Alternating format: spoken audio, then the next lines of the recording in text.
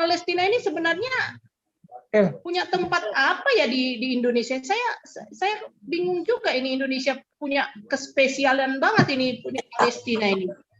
Ya kan, kalau kita kumpulkan banyak tuh bukti-bukti penghinaan terhadap Israel juga gitu. Apakah berlaku juga? Perlu dibawa nggak ke pemerintah itu? Tapi ya saya rasa sih ya sia-sia juga, percuma kalaupun dibawa bukti-buktinya nggak ada guna gitu.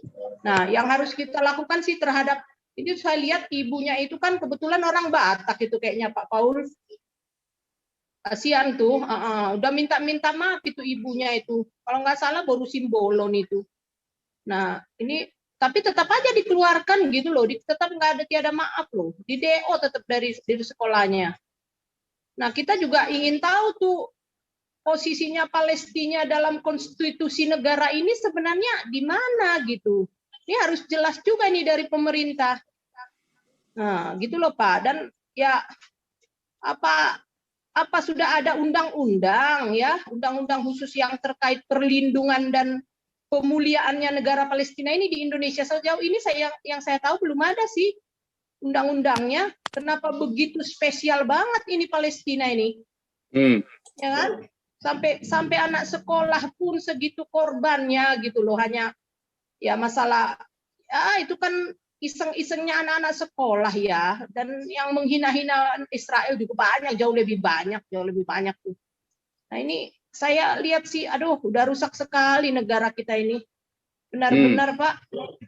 Ini kalau bisa sih itu kan mungkin anaknya itu agak terpukul juga itu.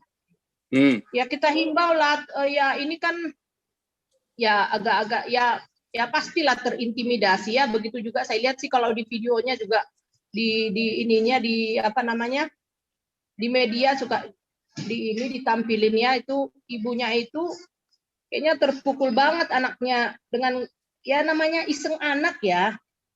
Ya sejauh mana sih sebenarnya ini undang-undang terhadap perlindungan Palestina ini? Ya kan, jangan nanti biar kita juga waspada terhadap anak kita kan. Kalau seberat itu konsekuensi untuk isengnya anak-anak, kita harus tahu gitu, memprotek anak kita jangan sampai menghina Palestina kan gitu. Karena Palestina ini lebih punya posisi tempat yang khusus di Indonesia ini daripada kita ini. Heran saya Pak. Nah, jadi untuk ini ya saya himbau juga sih, ini pesan saya untuk saudara-saudara yang orang-orang Batak di Bengkulu, bantulah dari Punguan itu kan itu simbolon, mohon yang orang Batak dekat-dekat Bengkulu itu dibantulah, itu jangan inilah mungkin apa ya, mungkin saat ini mereka kan ya down juga ya, anaknya digituin, lagi viral lagi kan, polisi tentara juga ikut ini ya apa namanya semacam inilah ikut terlibat mengatasi ini. Saya pikir terlalu berlebihan ya, kasihan itu keluarga, apalagi anak kayak gitu di DO begitu saja ya. Kasihan dong. Ya mungkin Pak Paul bisa fasilitasi lah, karena kita juga nggak tahu lagi kalau kita mengalami hal begitu, anak kita iseng bagaimana yang kita alamin ya. Kalau berharap dari negara ini, kayaknya Palestina lebih di hati bangsa ini ya. Kalau ada yang begitu yang iseng anak kita ya, mungkin kita jadi mengalami pengalaman seperti itu ya, kita lah yang saling support menurut saya Pak Paul.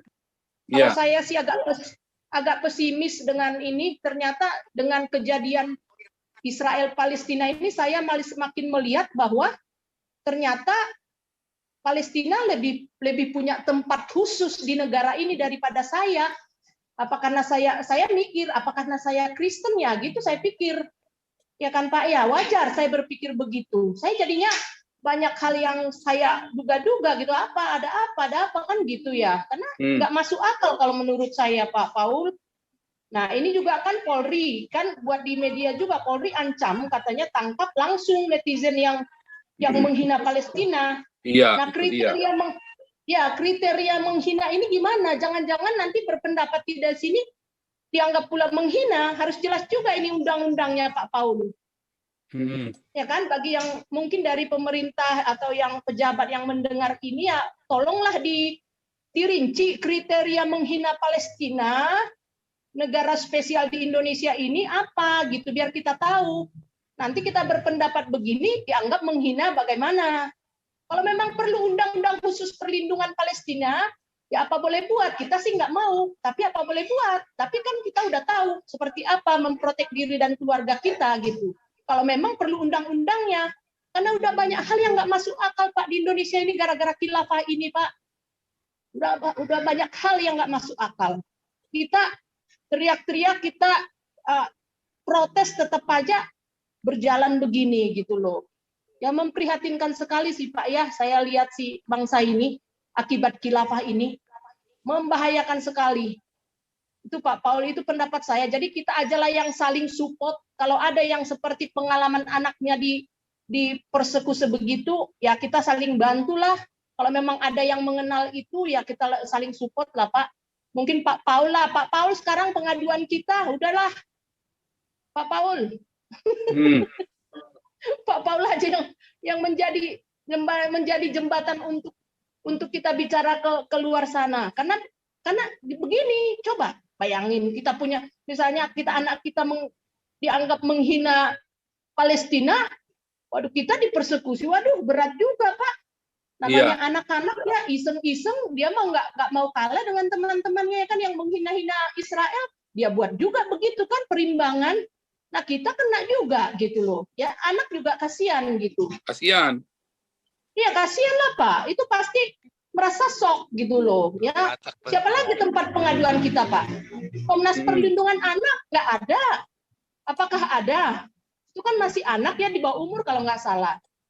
Belum 17 kalau nggak salah deh Pak itu. Jadi kalau memang nggak ada tempat kita mengadu lagi, siapa lagi tempat mengadu? Udah nggak benar ini semua Pak. Adunya ke channel panas saja ke sini. Channel panas ya Pak ya, tolonglah disuarakan Pak. Kalau perlu minta tolonglah PBB turun tangan, kasihan kita ini. Mau sampai kapan? Udah kita diubek-ubek, gereja kita, ibadah kita diganggu, dipersekusi, kita diam, apa nggak ada gunanya juga. Ini kita di prioritas negara lain kita diinikan ya seperti ini ya. Aduh berat juga ini yang bernegara kalau kayak begini Pak. Serem loh. Nah sekarang aja udah begini Pak. Masa kita masih hidup, kita melihat anak kita protek anak kita. Nah kalau kita udah nggak ada nanti generasi mereka anak kita bagaimana? Iya. Kan takut juga Pak. Ya kan, jadi dari sekarang ya memang sih harus dibanyakin orang keluar yang dari orang-orang yang seperti itu gitu, yang berpikiran picik seperti itu, keluarkan dari sana memang. Cuman ya perkembangan mereka juga, perkembangan populasi mereka kan tinggi sekali ya. Ya saya lihat di daerah saya Pak, itu orang-orang ngontrak pun nyumbang. Ya kan ngontrak rumah tapi nyumbang. Bingung ya.